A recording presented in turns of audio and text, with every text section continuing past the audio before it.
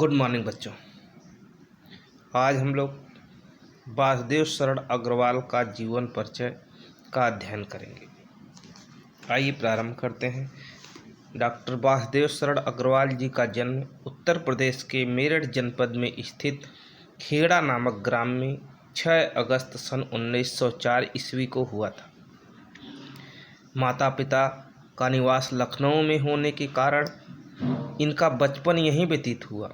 अपनी शिक्षा भी आपने यही माता पिता की छत्रछाया में रहकर प्राप्त की।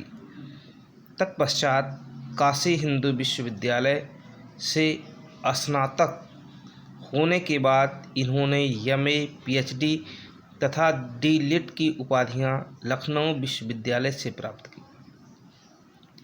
पाणिनिकालीन भारत नामक इनका शोध प्रबंध विद्वानों द्वारा काफ़ी सराहा गया। पाली, संस्कृत, अंग्रेजी आदि भाषाओं और उनके साहित्य का गहन अध्ययन एवं अनुसंधान करके डॉक्टर वासुदेव शरण अग्रवाल ने उच्च कोटि के विद्वान के रूप में पर्याप्त ख्याति अर्जित की। आपने लखनऊ तथा मथुरा के पुरातत्व संग्रहालयों में निरीक्षक के पद पर भी कार्य किया।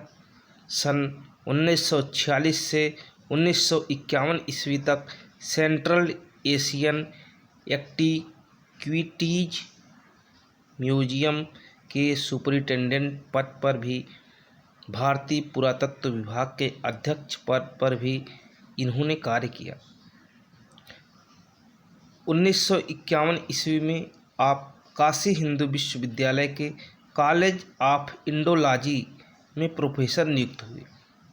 तत्पश्चात सन 1952 में आपके राधा मुकुंद मुखर्जी व्याख्यान निधि की ओर से लखनऊ विश्वविद्यालय में व्याख्याता का पद संभाला।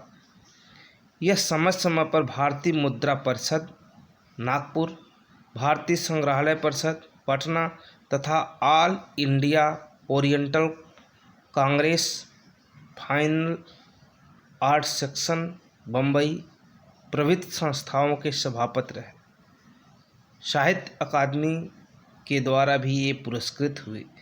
इस प्रकार प्राचीन भारतीय साहित्य और संस्कृत का यह महान विद्वान जीवन भर अनुसंधान का प्रकाश विकीर्ण करता हुआ 1967 ईस्वी में स्वर्ग सिधार गया।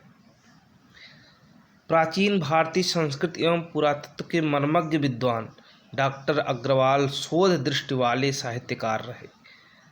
प्रकांड पांडित्य, वाणी का अद्भुत सौंदर्य और कवि जैसी भावुकता का सम्मिलन इनकी उत्कृष्ट रचनाओं में सर्वत्र व्याप्त है। पुरातत्व संबंधी उपलब्धियों से संपन्न कर इन्होंने हिंदी का महत्वपूर्ण सेवा की।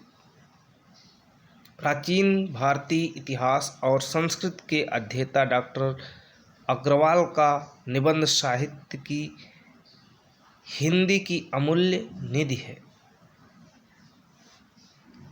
आइए इनका हम कृतियां देखते हैं। वासुदेव शरण अग्रवाल की कृतियां, उसमें निबंध संकलन, इनके प्रमुख निबंध संकलन पृथ्वी पुत्र, कल्पवृक्ष, भारत की एकता, मातृभूमि, कला और संस्कृत, कल्पलता, वाग्धारा आदि हैं। शोध ग्रंथ पाणिनिकालीन भारत इनका शोध ग्रंथ है।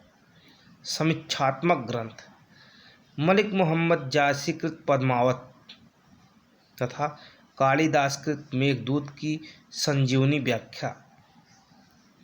फिर इनका सांस्कृतिक ग्रंथ भारत की मौलिक एकता, हर्षचरित एक सांस्कृतिक अध्ययन। अनुवाद ग्रंथ हिंदू सभ्यता। देखिए इनकी भाषागत विशेषताएं, डॉक्टर अग्रवाल की भाषागत विशेषताएं। डॉक्टर अग्रवाल की भाषा शुद्ध परिनिष्ठित हिंदी है, जिसमें संस्कृत के तत्सम शब्दों की बहुलता है। विषय के अनुरूप उनकी भाषा का स्वरूप बदलता रहा है। सांस्कृतिक एवं शोधपरक निबंधों में गहन गंभीर भाषा का प्रयोग है, तो अन्य निबंधों में भाषा का सरल सहज व्यवहारिक रूप भी दिखाई पड़ता है। देशज शब्दों के साथ तो उनकी भाषा में हैं, पर उर्दू अंग्रेजी शब्दों का प्रयोग प्रायः नहीं है। मुहावरे और लोकोक्तियाँ भी उनकी भाषा में नहीं हैं।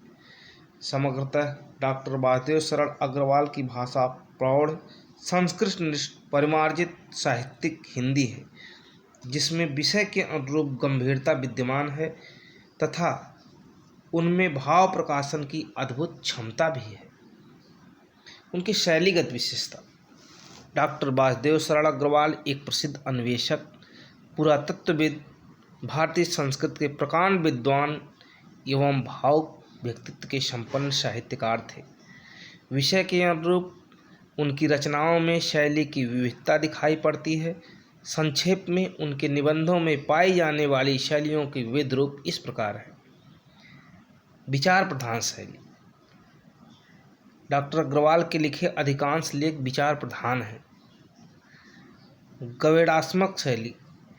पुरातत्व से संबंधित गवेषणात्मक निबंधों में डॉक्टर वासुदेव शरण अग्रवाल ने इस शैली का प्रयोग किया है। भाव व्याख्यात्मक शैली।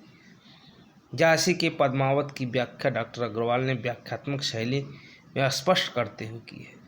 भावात्मक शैली का प्रयोग भी इन्होंने किया है।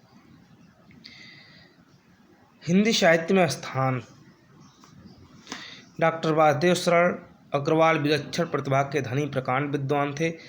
उनके निबंध हिंदी साहित्य में अत्यंत महत्वपूर्ण माने जाते हैं। वे एक उच्च कोटि के पुरातत्व विशेषज्ञ, अनुसंधानकर्ता, विद्वान साहित्यकार तथा भावुक व्यक्तित्व के संपन्न मनीषी के रूप में हिंदी साहित्य में विशिष्ट स्थान के अधिकारी हैं।